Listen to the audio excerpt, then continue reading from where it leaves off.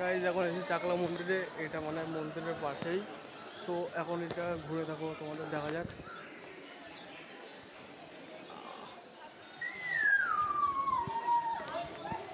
তো এখন চলে এসেছি মন্দিরের ভিতরে। মন্দিরটা অনেক বড়। বেসিক্যালি এখানে শিব ঠাকুর, লোকনাথ ঠাকুর এইসবই রয়েছে।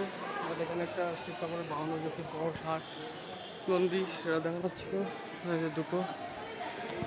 আর এখানে একটা গাছ, যেখানে অনেকগুলো ঠাকুরের মন্দির রয়েছে, দেখার জন্য। এটা কি শ্রী শ্রী বেদিনী ঠাকুর লোকনাথের মন্দিরের নাম।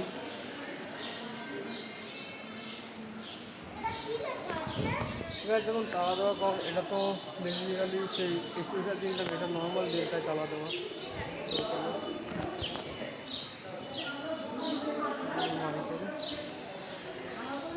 গাইজ এখানে তিনটে ঠাকুর আছে, তিনটে গাইজ। চলো এই একটা গাইজ।